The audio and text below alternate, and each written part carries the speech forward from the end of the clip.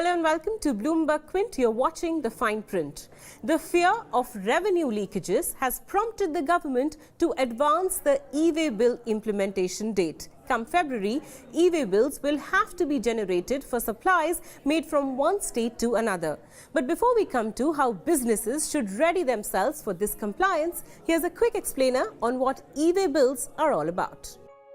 Imagine a truck carrying 100 bales of cotton from Mumbai to Surat. Right now, it needs to carry the tax invoice or the delivery challan along with the goods. But come February, goods that need to be transported from one state to another will need to carry an eWay or an electronic way bill. Think of it as an online registration of who is supplying to whom, where and how much. Now here's what will happen when the eWay bill system is implemented.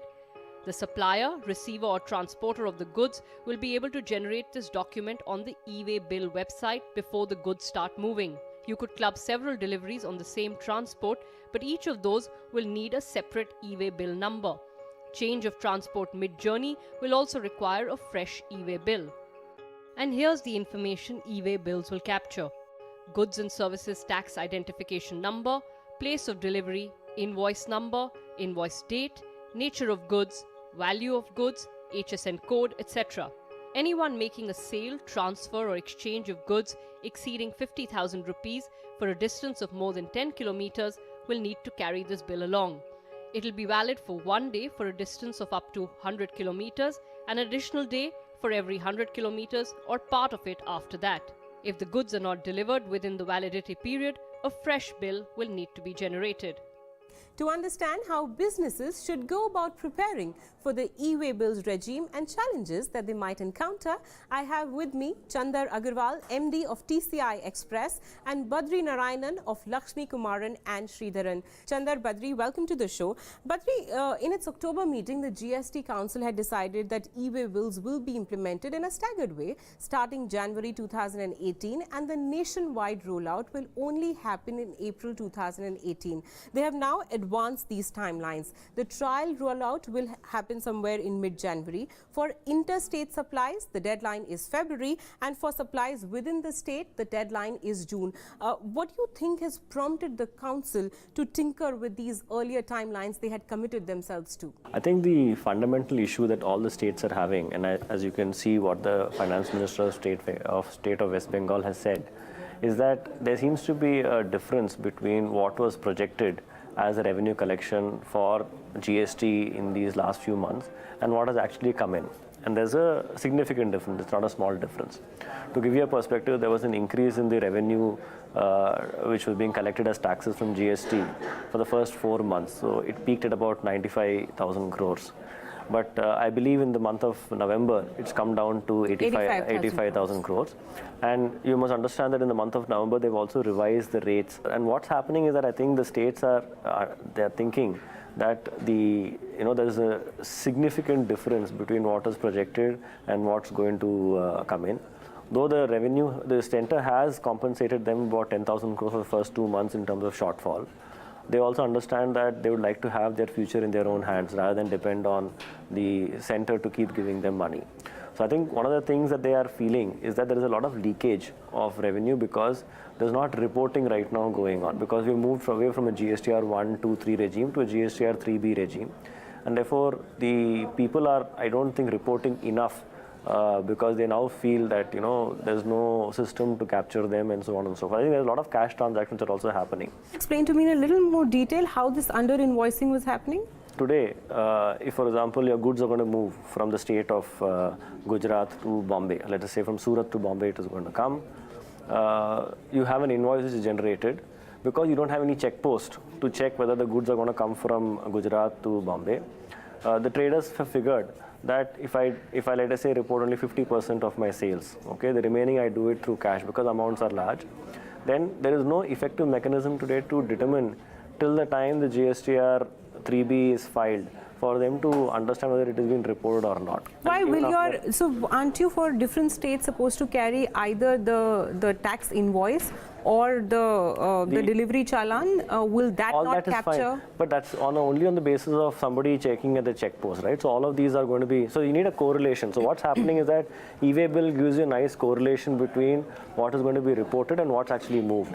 So once the supplier has to upload the data on the system with respect to what he's going to move, and so there is one data which is coming from the supplier, and then at any point in time, if the goods are stopped, so they can correlate that with respect to the eWay bill has been generated or not, and then they can correlate then finally with what has been reported by him in GSTR 3B. So I think eWay bill is really a correlation that the states are wanting to figure out before time as to what their revenue is going to be, and then kind of understand what the movements are. So today, because there is no correlation, if I move the goods and let us say it is not being stopped at the check post, I might decide not to report it at all. So that's where the problem is happening. So assuming that, let's say those GSTR 1 and GSTR 2 were being filed by businesses across, and it was not just a summary return that was being filed, would we still have that problem? Not so much, because you'll have a two-way correlation, because you'll have somebody who's filing the output return, and then somebody who's correlating that with an input return. Chandra, let me bring you in. What does this advancement of implementation of the eWay bills mean for logistics companies like yours, and also weigh in on how will this impact the unorganized sector? Right. So it's not for all B2B consignments, because large organizations, large companies, the SMEs also, they have come into the fold of GST. It's only the smaller guys who've been dealing in cash.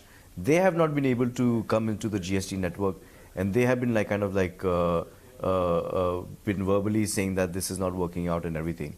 However, for the B2C segment, the e-commerce, where each consignment is of a higher value, like a mobile phone can be about 50,000 rupees or plus, and they have not been bought into the GST system, this was the only way that the government could do it.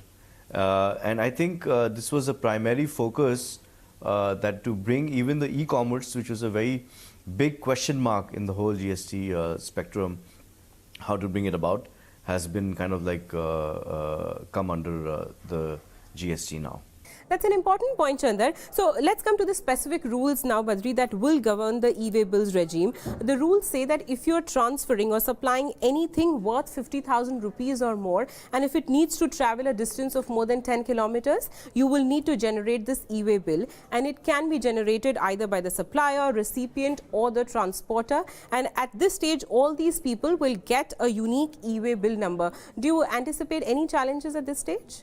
So I don't, the way I see it is like this. So if it is like Chandar pointed out, if it's a B2B transaction, sophisticated parties, depending on what is the terms with respect to delivery, whether delivery is going to be at the factory or at destination, either the supplier or the recipient is likely to generate. I don't see that to be a problem. My problem will come when, for example, a transporter has to generate the eWay bill. Okay, and like Chandar pointed out, the transporter is somebody who is not the sophisticated, it's a blue collar, let's be very clear about it, it's a blue collar industry. It's not something which is there. You may also recall in service tax, one of the reasons why service tax was not imposed on the transporters in the old regime was because there was a lot of hue and cry with respect to the fact that it is difficult for them to comply. Because like he said, 95% of the people who are going to be in the transport business are not educated, are not literate. So that's why on reverse charge basis, this thing, that system as an option is continuing even in the GST regime. My biggest concern is with respect to the transporters. Okay, so till the time the recipient and the supplier are doing it, I don't really foresee there to be a problem. It is being implemented in 4 or 5 states, and to some extent there has been some data which is there, and it's not all been gloomy, at least with respect to the generation of the eWay bill. But of course, doing it on a India-wide scale will definitely have its own challenges, because we have a variety of B2B and B2C kind of transactions. Okay, sure. So, Chandra, let us come to the part where goods actually leave the place of supply and they start moving, and the transporter, as the rules prescribe, will have to carry an invoice or bill of supply or delivery challan along with the eWay bill or number. This could either be a physical copy or mapped to what's called a radio frequency identification device, or RFID, embedded on that vehicle. Lay out for me on way in on how will this pan out and what preparation will businesses need to do for this rule to play out. So it's like this. We have about 500 offices across India, and they are kind of like equipped with the ERP, and they're connected pan India. The problem is when like say if you have like a network issue or something like that, and which is true, like also with the GST website, sometimes it's not working. So if you want to generate the eWay bill onto the GST network or the GST website, there are problems sometimes. So there could be some challenges in the beginning, just as how the GST implementation was a challenge. And like I said, it's not so much of a problem for B2B companies like us, but it's more for the last mile, for maybe the air cargo companies and last mile delivery companies, which are primarily in this business. I don't see any consignment which is like on a large scale moving out at such a high value. Okay. So I don't think in all the processes that are coming in, that have actually started now, that this is going to be a hindrance in any way. Yeah. In fact, it's going to make things easier as long as you are compliant in filling up the GST. Yeah. And of course, your offices need to be connected as well, and you can't be working out of your home or something. Sure. So that's and that's how the transportation industry in India is. Yeah. Sure. Okay. So Badri, Chandar did hint at some of the problems that this process might throw up. Let's look at 3 or 4 scenarios that might play out in actual real life. So there could be several consignments that a truck could be carrying, delivering to ABC Corporation, XYZ customer, and and another sort of customer in another state. So can several consignments be clubbed in one, let's say, truck or one cargo? Then again, do you need to carry a separate eWay bill for all these different consignments? And what happens in situations where there is a change in transport mid-journey? How will that play out? So let's take the very simple situation. You have an entire container, and the container is by one company, ABC, going to XYZ. Okay, it's a very easy transaction because there's one transporter, one container going from one person to another person. eWay bill, no problem at all. You generate a single eWay bill for the entire consignment. It might be 50 lakhs, 30 lakhs, whatever that container is going to be. You move it along, no problem at all. Then comes a situation, let us say, as an e-commerce company. I'm moving from my warehouse in Bangalore a set of goods for different people from there to Bombay, and then in Bombay it will be a last mile which will go to the individuals who will go there. That's typically how it will work. What the eWay bill rules provide is that the transporter is able to generate a master eWay bill which contains all the details of the individual eWay bills which are there. So in a single container, he can carry several goods which are going to be, each of them maybe more than 50,000 rupees, but he'll kind of bundle them into a single eWay bill if required, if he wants to do so, and then kind of carry it. The key thing is that the eWay bill basically is an indicator of what goods are moving between whom to whom. Okay, so can I add another twist to this situation that you've put in? What happens if there is a return of some of those goods? What happens if a delivery gets cancelled? How do you capture that data while you are on the way? So excellent. So very good question. So let's take a situation of a cancellation of goods.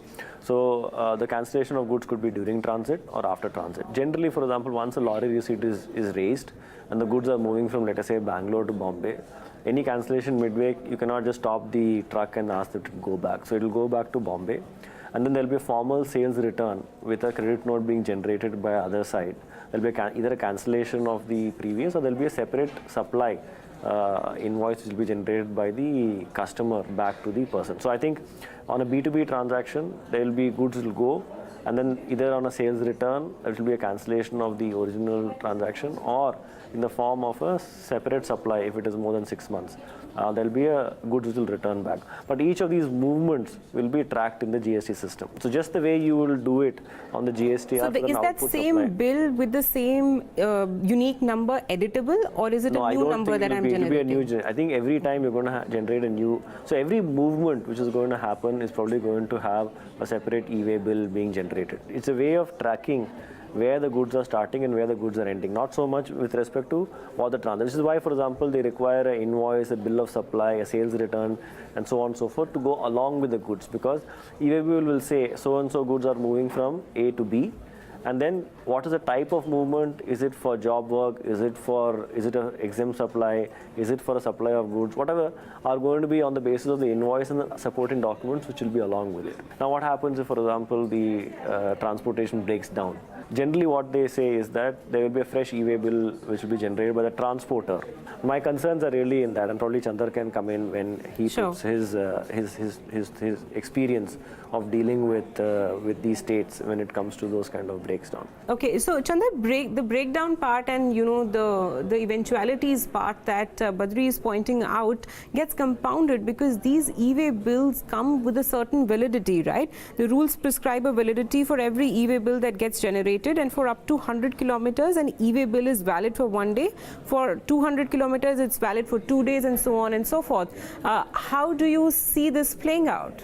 I think it's a great move because it would just put pressure on all the logistics companies to move faster. If you are kind of like holding back the truck or the consignment in any way, then you don't need to do that, because then you would have to regenerate the eWay bill.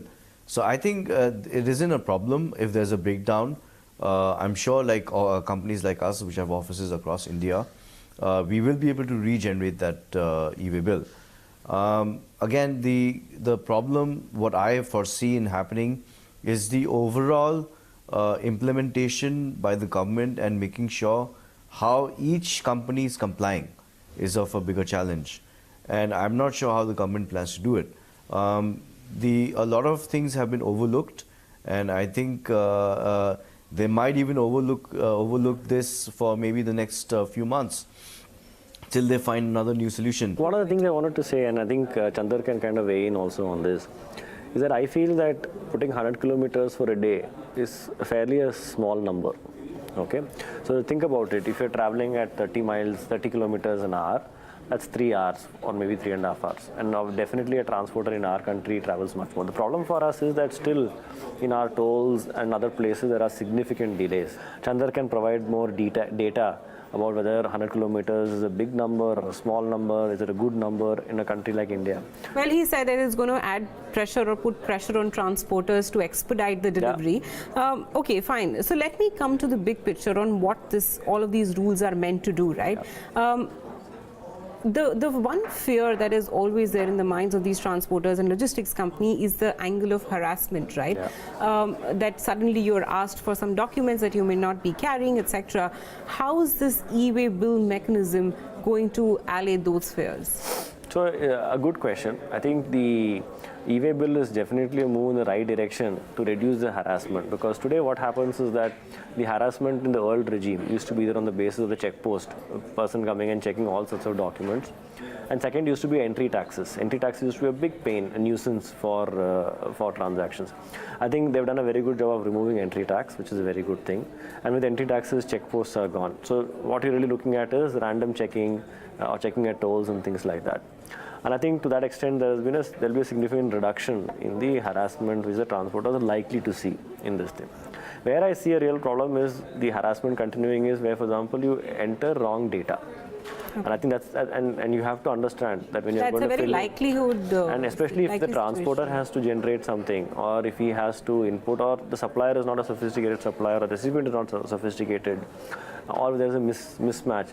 I think that's where I really foresee a issue. Sure. Let me take this to Chandar. Chandar, do you agree with what Badri has said? And also, before the GST regime, we had check posts that everybody said amounted to unnecessary delays.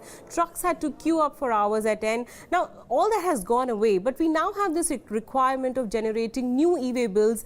If, let's say, the validity expires or there is a change in transport mid-journey, this will all require a robust IT infrastructure, which I'm not sure currently exists. So have we then just substituted the cause of delays? So now getting back to the fact that this is going to be more of a problem, but I think generating the eWay bill, but it's more of I would say that it's a compliance issue, and I think the government is kind of like very pushy on this because they have given the logistics sector the industry status.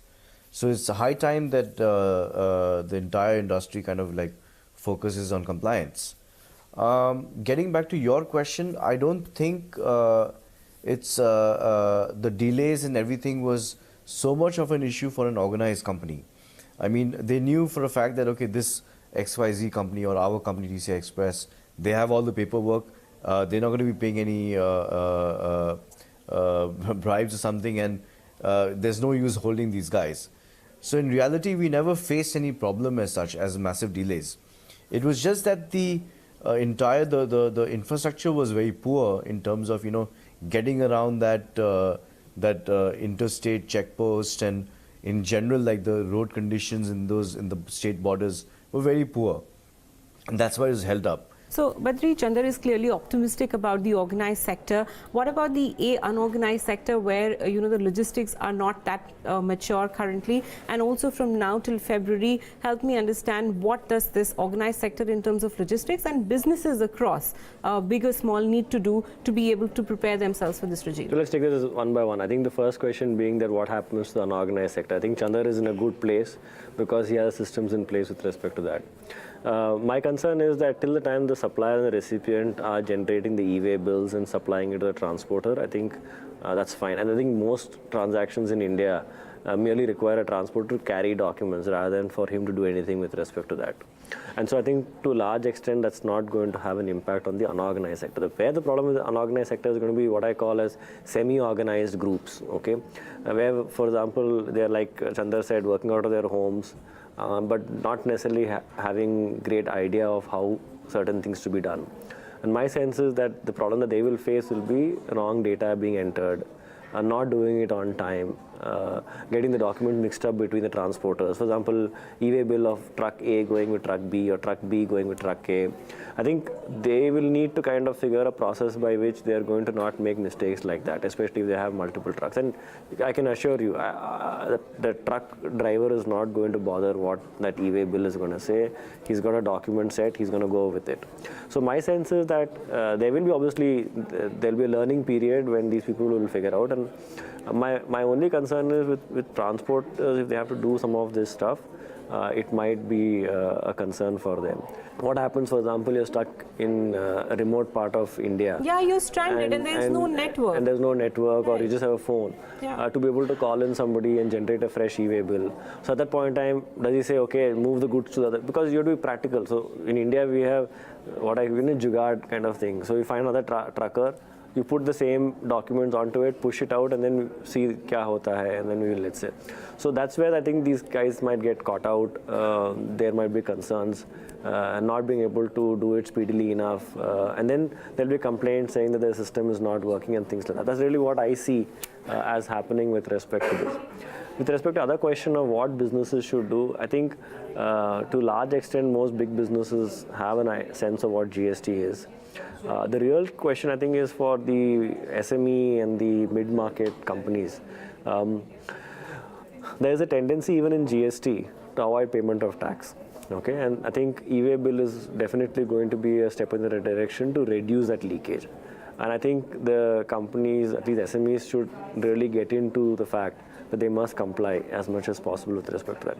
And for them, the choices are going to be with respect to what will be the mode of delivery. Are they going to do it X Works, that is X Factory, or are they going to do destination based? Who's going to be the lead with respect to generation of eWay bill? It's maybe fairly easy to generate the form A, but form B, who will generate? Will it be the recipient? Will it be a transporter? The recipient will be in a different state. Who coordinates that? So there are going to be some issues with respect to coordination between the supplier, recipient, and transporter, and then you need to have a clear plan. This is what I'm going to do. If it's going to be at my factory that I deliver, then this is what the recipient and transporter should provide me. If it is going to be a destination, this is what I'm going to provide the recipient and the transporter. So there is no confusion. Multiple people not doing the same thing. And ideally, you should have minimum intervention with the transporter. Sure. And kind of manage the system as much as possible. And I think most companies who are dealing with these 4 or 5 states have got into a sweet spot where they're trying to figure out how to do this. And I think that experience will help them in taking this forward. Sure, and I mean, I guess in the initial stages there will be a lot of hand-holding that might be required, but the worry would be that, your trucks are not parked on the side of the road for hours at end because you don't have the requisite paperwork, or you're not, ready or able to generate a fresh eWay bill if the need arises. Yeah. Badri, Chandar, many thanks for joining me on the discussion today. That's all that we have on today's show. From all of us here on the Fineprint, wish you a happy, healthy and fruitful year ahead. Do send us your feedback. We'll see you next week.